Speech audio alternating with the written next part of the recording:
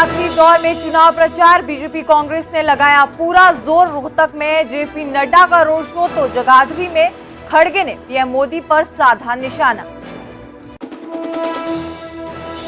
कल राहुल गांधी आएंगे हरियाणा, दादरी में करेंगे प्रचार। 23 मई को प्रियंका गांधी भी आएंगी सिरसा। कांग्रेस प्रत्याशी कुमारी सैलजा के पक्ष में करेंगी रोड शो। करनाल में सीएम सैनी ने कांग्रेस पर साधा निशाना। कांग्रेस को बताया डूबता जहाज, बोले विश्वास खो चुकी है कांग्रेस। जेजेपी विधायक रामकुमार गौतम ने फिर दिखाए बागी तेवर। कहा ये चुनाव सीएम का नहीं पीएम का। सैनी अच्छा आदमी, मनोहर लाल को बताया सुपर सीएम। महिला पहलवानों के साथ यौन शोषण मामले में बृजभूषण सिंह मुकदमे का करेंगे सामना। कोर्ट की तरफ से तय किए गए आरोपों को स्वीकार करने से बृजभूषण ने किया इनकार। अब 1 जून से शुरू होगा ट्रायल।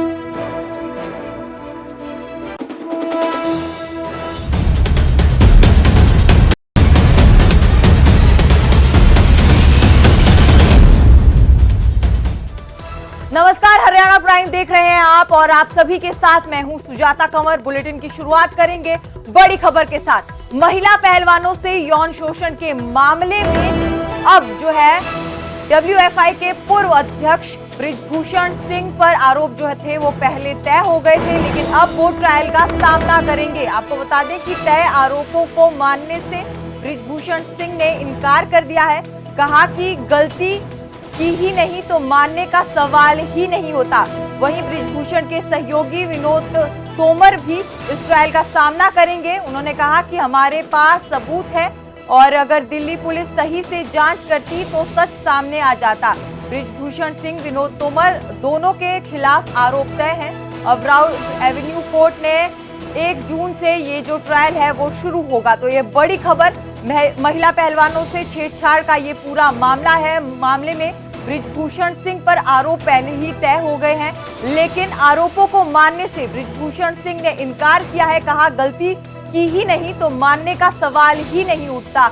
वहीं विनोद तोमर जो सहयोगी है बृजभूषण के, उन्होंने भी आरोपों को मानने से इनकार कर दिया। उन्होंने कहा कि हमारे पास सबूत है, दिल्ली पुलिस अगर सही से जांच करती तो सच सामने आ जाता। अब 1 जून से जो है ट्रायल शुरू होगा। अब मुकदमे का सामना जो है डब्ल्यूएफआई के पूर्व अध्यक्ष को करना पड़ेगा। तो ये बड़ी खबर, महिला पहलवानों से यौन शोषण का ये पूरा मामला है। आरोप तय हो गए हैं, गलती मानने से इनकार कर दिया है और अब जो है मुकदमे का सामना जो है बृजभूषण शरण को करना पड़ेगा।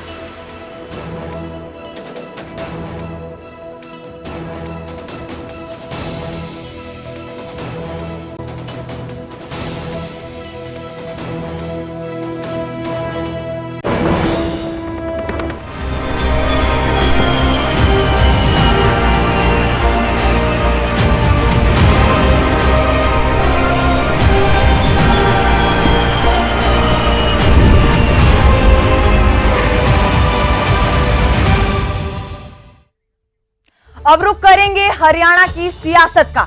यमुनानगर के जगाधरी में आज ऑल इंडिया कांग्रेस के अध्यक्ष मल्लिकार्जुन खड़गे पहुंचे, जहां उन्होंने कुरुक्षेत्र के गठबंधन प्रत्याशी सुशील गुप्ता और अंबाला की सीट से कांग्रेस प्रत्याशी वरुण मुलाना के हक में प्रचार किया।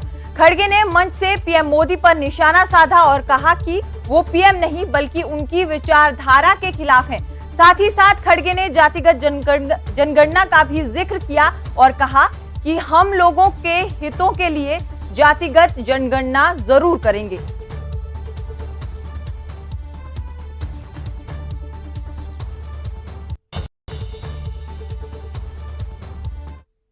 आपको बता दें कि आज हरियाणा के पूर्व गृह मंत्री अनिल विज का विरोध का सामना उन्हें करना पड़ा।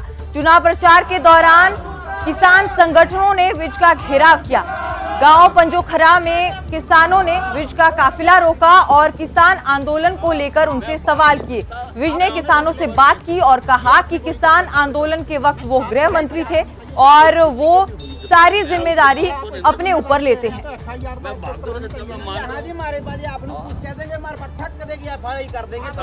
मैं भाग तो नहीं रह सकता, नहीं किसी के भी हुई, देखो मैं उससे भाग तो नहीं रह सकता, जिम्मेदारी ले रहे हैं तो FIR मैं भाग तो नहीं सकता, मैं मान जी मारे बाजी आप कुछ कह देंगे मार ठक देगी FIR कर देंगे। चलो मरवा दिए हम आपके ऊपर FIR दर्ज करवाने 2 साल से करागा कौन जिम्मेदारी ले रहे हैं, बिल्कुल जिम्मेदारी ले रहे हैं। मैं होम मिनिस्टर था, मैं भाग नहीं सकता, मैं अपनी जिम्मेदारी लेता हूँ। ये आपने गोली चलवाई, आप बचाओ नहीं आप नहीं, मैंने चलाई तो नहीं चलाई, पर मैं होम मिनिस्टर था, ठीक है ना। गैस के तोड़े छोड़े गए, पानी की बुछारा मारी गई, मेरी बात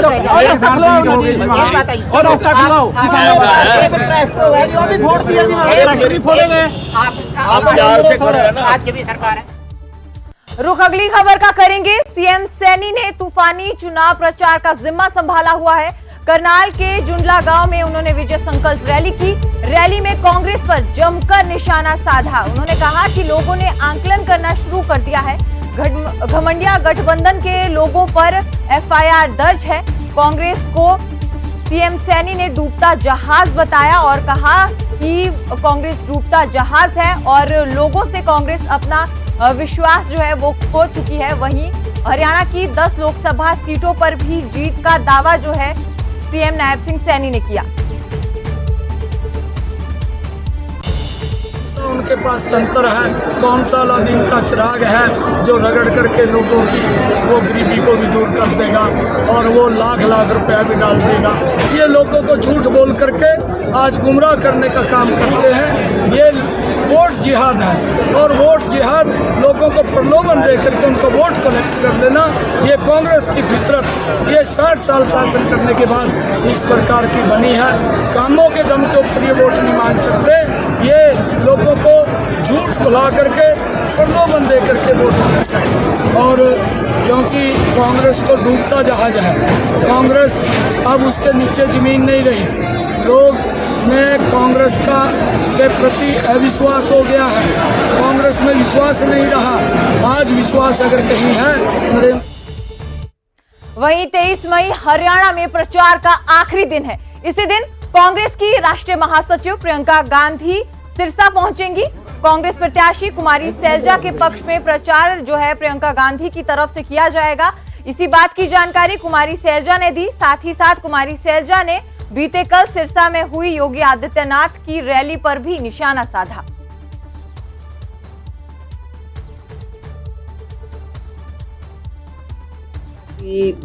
आ रही हैं 23 तारीख को, जो आखिरी दिन है प्रचार का।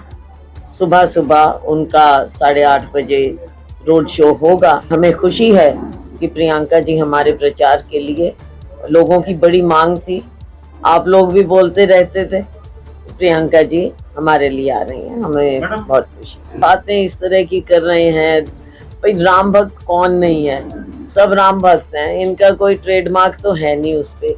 लेकिन इनके पास देखो बात प्रॉब्लम क्या है भाजपा के साथ कि कोई मुद्दे हैं नहीं इनके पास, और ये इसी तरह की बातें करते हैं। लोग अब इन बातों से इम्प्रेस नहीं होते, कोई प्रभावित।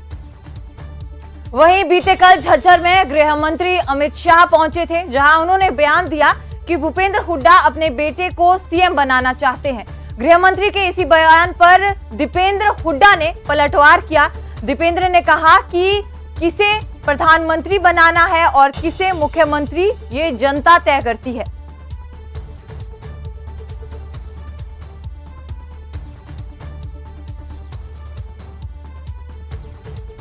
आगे भाइयों बहनों, इस सोनिया जी अपने बेटे को पीएम बनाना चाहती है और हुड्डा जी अपने बेटे को सीएम बनाना चाहते हैं। अब जो बेटों के लिए काम करे वो झज्जर के युवाओं के लिए काम कर सकता है क्या? जोर से बोलो, कर सकता है क्या? झज्जर के युवाओं के साथ केवल और केवल झज्जर के युवाओं के लिए नरेंद्र मोदी काम कर सकते हैं। नरेंद्र मोदी। देखिए एक प्रजातंत्र में तो लोगों की अपनी मर्जी होती है। एक तो चेहरा मेरा कौन है, क्या नहीं पता नहीं किसको चुनते। वहीं जेजेपी विधायक रामकुमार गौतम ने एक बार फिर बागी तेवर दिखाए हैं। उन्होंने कहा कि जेजेपी से मेरा रिश्ता सिर्फ कागजी है। एमएलए बनते ही रास्ते अलग हो गए थे क्योंकि सोच नहीं मिलती। वहीं रामकुमार गौतम ने पीएम मोदी की जमकर तारीफ की, कहा कि ये चुनाव पीएम का है, कुछ लोगों ने इसे असेंबली का चुनाव बना दिया है। वहीं पूर्व सीएम मनोहर लाल पर बोले कि वो हटे नहीं है और सुपर सीएम है। खट्टर साहब अभी तक हटे नहीं, he is not been removed. कहाँ हटे? खट्टर साहब is the super chief minister. क्या हट जाना चाहिए था?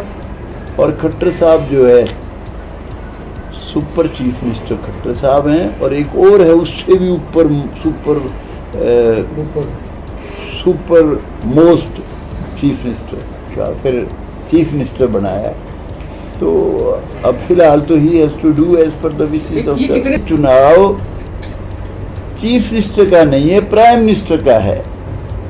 और प्राइम मिनिस्टर के तौर पे बीजेपी का जो घोषित उम्मीदवार हैं वो 10 साल प्राइम मिनिस्टर रह चुके हैं देश के, नरेंद्र मोदी। और उनके काम में लोगों को याद दिलाना चाहता हूँ। आदमी डरता था श्रीनगर जाने में, कश्मीर जाने में डर लगता था। 370 धारा लगी हुई थी, उसको हटाया है। कोई छोटी बात नहीं, बहुत बड़ा काम है। कोई बहुत बड़ा सूरमा कर सकता था ये काम जो उसने किया है। नरेंद्र मोदी ने राम मंदिर बनवाया, कोर्ट ने फैसला दिया, कोर्ट से भी फैसला करवाया। इस बुलेटिन में फिलहाल इतना ही। आप देखते रहिए न्यूज़ 18 पंजाब हरियाणा।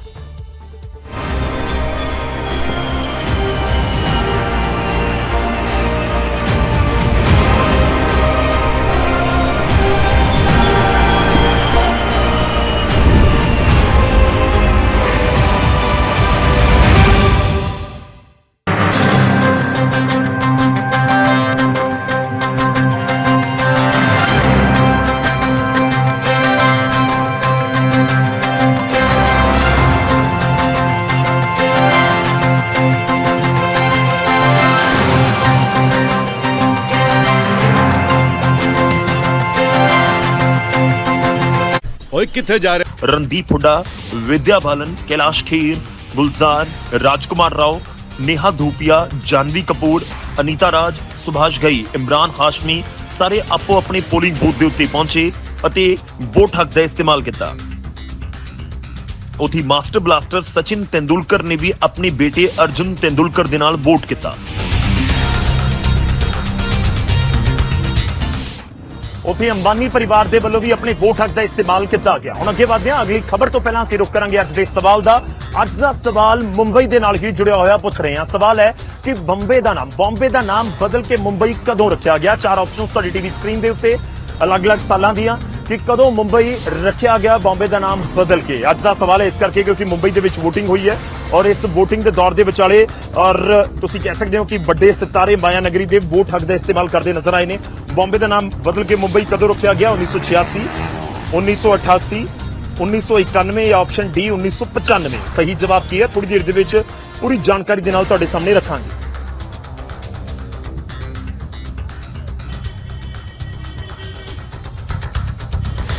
ਇਸ ਸਵਾਲ ਦਾ ਜਵਾਬ ਥੋੜੀ ਦੇਰ ਦੇ ਵਿੱਚ ਪ੍ਰੋਗਰਾਮ ਦੇ ਦੌਰਾਨ ਹੀ, ਪਰ ਉਸ ਤੋਂ ਪਹਿਲਾਂ ਅਸੀਂ ਜ਼ਿਕਰ ਕਰਾਂਗੇ ਹਿਮਾਚਲ ਪ੍ਰਦੇਸ਼ ਦਾ। ਹਿਮਾਚਲ ਪ੍ਰਦੇਸ਼ ਦੀ ਮੰਡੀ ਲੋਕ ਸਭਾ ਸੀਟ ਤੋਂ ਬੀਜੇਪੀ ਦੀ ਉਮੀਦਵਾਰ ਕੰਗਨਾ ਰਣੌਤ ਨੂੰ ਲਾਹੌਲ ਸਪੀਤੀ ਦੇ ਵਿੱਚ ਵਿਰੋਧ ਦਾ ਸਾਹਮਣਾ ਕਰਨਾ ਪਿਆ।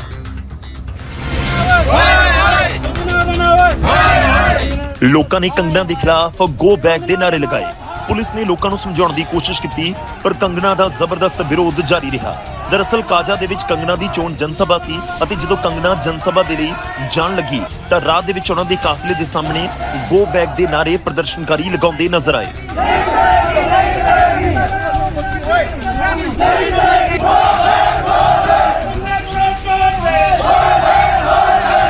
ਉਧਰ ਇਸ ਵਿਰੋਧ ਦੇ ਲਈ ਬੀਜੇਪੀ ਨੇ ਸੂਬਾ ਸਰਕਾਰ ਨੂੰ ਜ਼ਿੰਮੇਵਾਰ ਦੱਸਿਆ ਅਤੇ ਇਸ ਨੂੰ ਪਲਾਨ ਕੀਤਾ ਹੋਇਆ ਹਮਲਾ ਦੱਸਿਆ। कांग्रेस पार्टी ने आज जिस प्रकार से हमारे काफिले पर जानलेवा हमला किया है और गाड़ियों को रोकने का प्रयास किया गया, पथराव किया, इन सारी चीजों के लिए अगर जिम्मेवार है तो जिला प्रशासन है। ਦਰਅਸਲ ਕੁਝ ਸਮਾਂ ਪਹਿਲਾਂ ਕੰਗਨਾ ਨੇ ਬੌਧ ਧਰਮ ਅਤੇ ਧਾਰਮਿਕ ਗੁਰੂ ਦੇ ਉੱਤੇ ਟਿੱਪਣੀ ਕੀਤੀ ਸੀ, ਜਿਸ ਦੇ ਨਾਲ ਸਪੀਤੀ ਖੇਤਰ ਦੇ ਲੋਕ ਕੰਗਨਾ ਤੋਂ ਨਾਰਾਜ਼ ਸਨ, ਜਿਸ ਦੀ ਵਜ੍ਹਾ ਨਾਲ ਉਹਨਾਂ ਨੂੰ ਹੁਣ ਵਿਰੋਧ ਦਾ ਸਾਹਮਣਾ ਵੀ ਕਰਨਾ ਪਿਆ।